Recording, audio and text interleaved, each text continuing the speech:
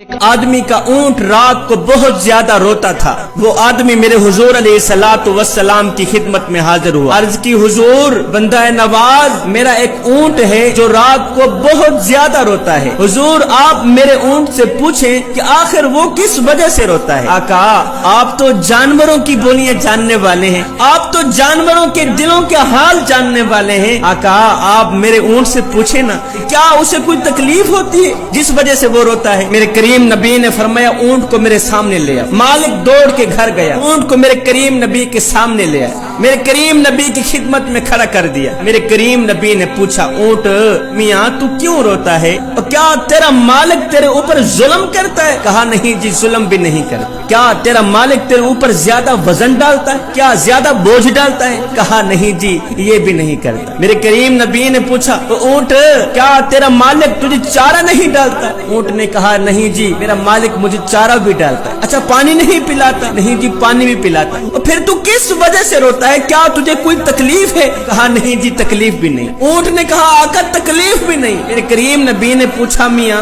آخر تو کس وجہ سے روتا ہے، وجہ تو بتا۔ اب اس اونٹ نے جو وجہ بیان کی، جوانو دل کے کانوں سے سنیے گا، اس اونٹ نے کہا آقا میرا مالک رات کو عشاء کی نماز پڑھے بغیر سو جاتا ہے، میرا یہ جو مالک ہے نا رات کو عشاء کی نماز پڑھے بغیر سو جاتا ہے، اور جب میں اپنے مالک کے بستر کے نیچے جہنم کی آگ کو اپنی آنکھوں سے دیکھتا ہوں تو میری آنکھیں چھم چھم برسنے لگ جاتی ہیں۔ میرا مالک رات کو عشاء کی نماز پڑھے بغیر سو جاتا ہے، اور جب میں مالک کے بستر کے نیچے جہنم کی آگ کو جلتا دیکھتا ہوں تو میرا دل روتا ہے، جب دل روتا ہے تو میری آنکھیں بھی چھم چھم برسنے لگ جاتی ہیں۔ میرے کریم نبی نے اس بے نمازی مالک کی طرف دیکھا، دیکھ کر کہنے لگا او اللہ کے نیک بندے نماز پڑھا کر، اگر نماز نہیں پڑھے گا تو یاد رکھنا قیامت کے دن تجھے فرعون کے ساتھ اٹھایا جائے گا،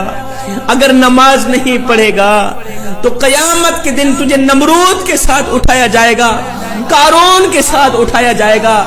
میاں جس صف میں اللہ کے دشمن کھڑے ہوں گے، فرعون کھڑا ہوگا، نمرود کھڑا ہوگا، اور بھی بہت زیادہ دشمن کھڑے ہوں گے، تجھے بھی اسی صف میں کھڑا کر دیا جائے گا۔ میاں اگر تو چاہتا ہے کہ قیامت کے دن تو نبیوں کے ساتھ اٹھایا جائے، تو رسولوں کے ساتھ اٹھایا جائے، اگر تو چاہتا ہے کہ قیامت کے دن اللہ کے پیارے جس صف میں کھڑے ہوں تو بھی اسی صف میں کھڑا ہو، تو خدا را نماز کبھی نہ چھوڑنا۔ نماز دین کا ستون ہے جوانو، نماز میرے کریم نبی کی آنکھوں کی ٹھنڈک ہے۔ جس شخص کے اندر نماز ہے اس کے اندر سب کچھ ہے، جس کے اندر نماز نہیں ہے اس کے اندر کچھ بھی نہیں ہے۔